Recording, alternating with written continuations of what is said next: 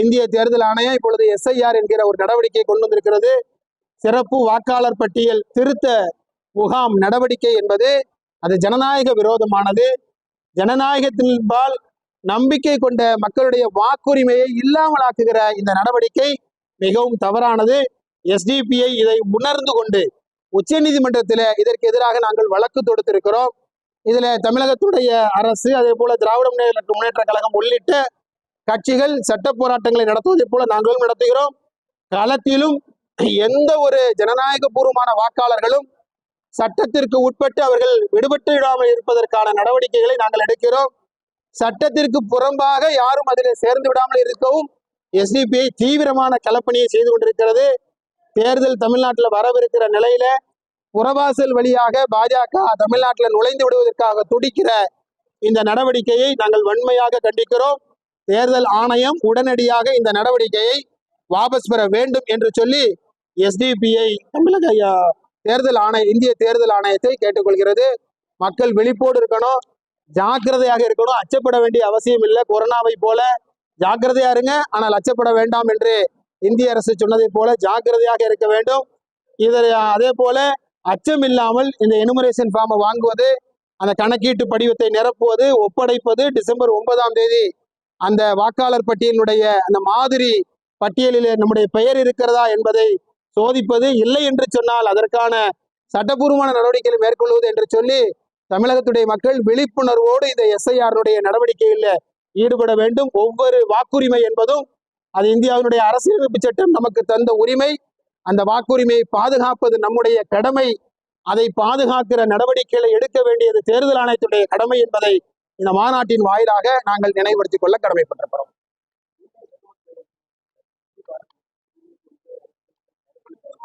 அதான் பீகார் சட்டமன்ற தேர்தலில் நாங்கள் 2 விஷயத்த சொல்லியிருக்கோம். ஒன்று எஸ்ஐஆர் அவங்களுக்கு பயங்கரமா உதவி செய்திருக்கிறது. அந்த தேர்தல் பட்டியலை ஃபுல்லா 242 தொகுதியிலே எடுத்து பார்த்தோம் என்று சொன்னால் திட்டமிட்டு வரையறுத்து கொடுத்ததை போல யாரெல்லாம் ஜெயிக்கணுமோ அவங்க ஜெயிச்சிருக்கிறாங்க, யாரெல்லாம் தோற்க வேண்டுமோ அவர்கள் தோற்றிருக்கிறார்கள். அதற்கு இந்த எஸ்ஐஆர் அவர்களுக்கு 65 லட்சம் வாக்காளர்கள் நீக்கி அந்த எஸ்ஐஆர் அவர்களுக்கு பயன்பட்டு இருக்கிறது.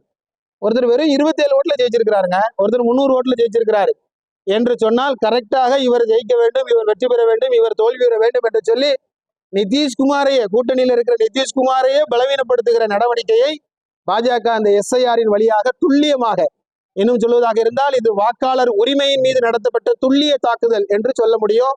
அந்த தாக்குதல் ஒன்று, இதை நாம் உணர்ந்து கொள்ள வேண்டும். இரண்டாவதாக, ஜனநாயக சக்திகள், மதச்சார்பற்ற சக்திகள் தேர்தலுக்கு முன்பு அங்கே செய்த களப்பணி தேர்தல் சமயத்துல இல்லை, தேர்தலுக்கு பின்பு இல்லை. இது நமக்கு ஒரு பாடமாக இருக்கிறது. இதை வச்சுட்டு தமிழ்நாட்டில் பாஜக, தமிழ்நாட்டில் அந்த பிரதிபலிப்பு இருக்கும், ஒரு பிரதிபலிப்பும் இருக்காது. தமிழ்நாட்டில் பாஜகங்கிறது அது ஒரு மேட்டரே இல்லை. அதனால இது பீகார் தமிழ்நாட்டில் பிரதிபலிக்கும் சொல்ல முடியாது. தமிழ்நாட்டு மக்கள் எப்பொழுதும் விழிப்புணர்வு உடையவர்கள். அவர்கள் விழிப்புணர்வோடு யார் வர வேண்டும், யார் வர வேண்டாம் என்பதையெல்லாம் மிக தெளிவாக அவர்கள் வரையறுத்து செயல்படுவார்கள். அதனால பீகார் எலெக்ஷன்ல கிடைத்த படிப்பினையை மதச்சார்பற்ற சக்திகள் மறந்து விடாமல் எல்லா தேர்தல்கள்லையும் எல்லா காலத்திலும் மக்களுக்கிடையே அதை சரியான முறையில் அதை செயல்படுத்த வேண்டும். பாஜகவினுடைய சதித்திட்டங்களை மக்களுடைய முன்பாக தோலுரிக்கிற விதத்திலான பல்வேறு களப்பணிகள் அவசியமாக இருக்கிறது என்பதை உணர்ந்திருக்கிறோம். அதைத்தான் எஸ்டிபிஐ இப்ப எஸ்ஐஆர் இந்த பூத் கமிட்டி மூலமாக நாங்கள் அதற்கான பணிகளை செய்து கொண்டிருக்கிறோம். அதான் நாங்க ஏற்கனவே கேட்ட எல்லா ஊடகங்களையும் சொல்லியிருக்கிறோம்.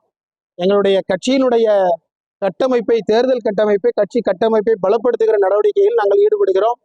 இந்த முறை எஸ்டிபியினுடைய சட்டமன்ற உறுப்பினர்கள் சட்டமன்றத்திற்கு செல்ல வேண்டும் என்பதை நாங்கள் உறுதியாக நாங்கள் இப்போ பணியாற்றி கொண்டிருக்கிறோம்.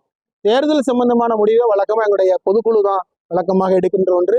ஜனவரி மாதம் அதற்கான நாள் குறித்திருக்கிறோம். அப்பொழுது ஜனவரி மாதத்தில் எஸ்டிபியுடைய பொதுக்குழு கூடி தமிழ்நாட்டுடைய அரசியல் நிலவரங்களை அலசி ஆராய்ந்து ஒரு சிறப்பான முடிவை எஸ்டிபி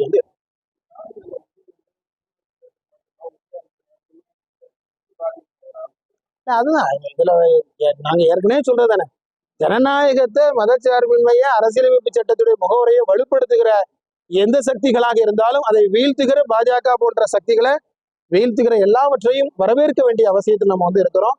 அந்த வகையில இந்த நாட்டில் நடக்கிற எல்லா எஸ்ஐஆருக்கு எதிரான போராட்டங்களுக்கும் இவருடைய ஆதரவு உண்டு. அதே போல இந்த மக்களுக்காக குரல் எழுப்புபவர்கள் இன்றைக்கு அவசியமாக இருக்கிறார்கள். அந்த மக்களுக்காக குரல் எழுப்புகிற ஜனநாயக சக்திகள் இந்த நாட்டுல கண்டிப்பாக தேவை என்று நினைக்கிறேன். தேர்தல் என்பது வேறு. தேர்தலில் யார் ஆதரிக்கணும் வேண்டாம் என்பதை அந்த மக்கள் முடிவு செய்வார்கள். ஆனால் களம் என்பது மக்களுக்கு ஆதரவான களமாக இருந்தால் மட்டும்தான், மக்களுடைய குரலை பிரதிபலித்தால் மட்டும்தான் மக்கள் ஆதரிப்பார்கள் என்பது தமிழ்நாட்டு மக்களுடைய அந்த ஒரு இயல்பு.